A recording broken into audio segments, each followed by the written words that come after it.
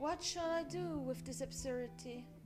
O heart, O troubled heart, this caricature, decrepit age that has been tied to me. As to a dog's tail, never had I more. Excited, passionate, fanatical, imagination nor an ear and eye, that more expected the impossible, no, not in boyhood, when with rod and fly. Or the humbler worm I climbed Ben Bulben's back, and had the livelong summer day to spend. It seems that I must bid the muse go peck, choose Plato and Plancius for a friend, until imagination, ear and eye, can be content with argument and deal, in abstracted things, or beaten right by, a sort of battered cattle at their heel. I pace upon the battlements and stare, on the foundations of a house, or where tree like a sooty finger starts from earth, and sends imagination forth. Under the day's declining beam and calm, images and memories, from ruin or from ancient trees, for I would ask a question of them all.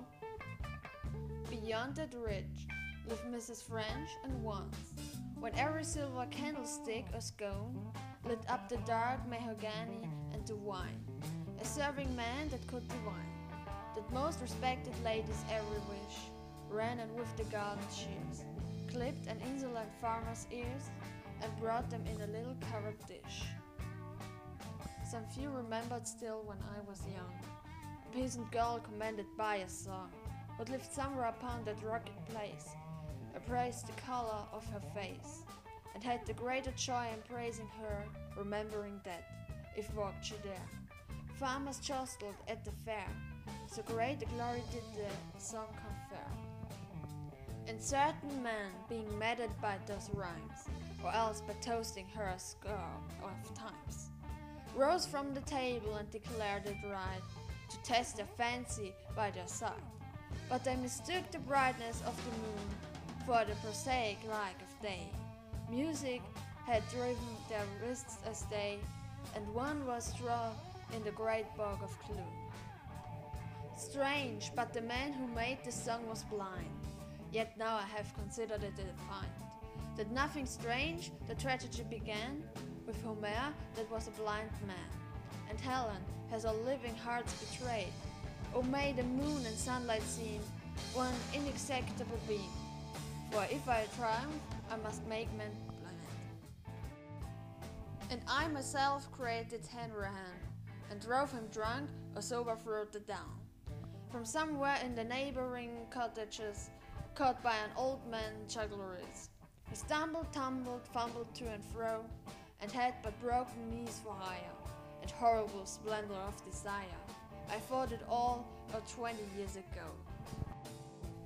Good fellows shuffled card in an old bond, and when that ancient reference was turned on, he so bewitched the cards under his thumb, that all but the one card became a pack of hounds and not a pack of cards, and that he changed into a hare. Hanrahan rose in frenzy there, and followed up those baying creatures towards. Oh, towards, I have forgotten what. Enough! I must recall a man that neither love, nor music, nor an enemy's clipped ear could, he was hired cheer.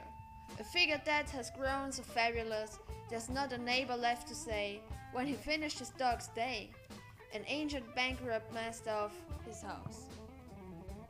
Before the ruin came for centuries, rode men at arms cross-gartered to the knees, or shod in iron climbed the narrow stairs, and certain men at arms there were, whose images in the great memorial stored came with loud cry and panting breaths to break upon the sleeper's rest, while the great wooden dice beat on the board.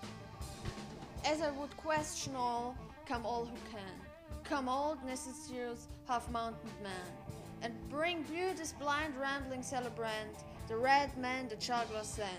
For God-forsaken meat-downs, Mrs. French, gifted with so fine an ear, the man drowned in the bog's mire, when mocking muses chose their country's wench.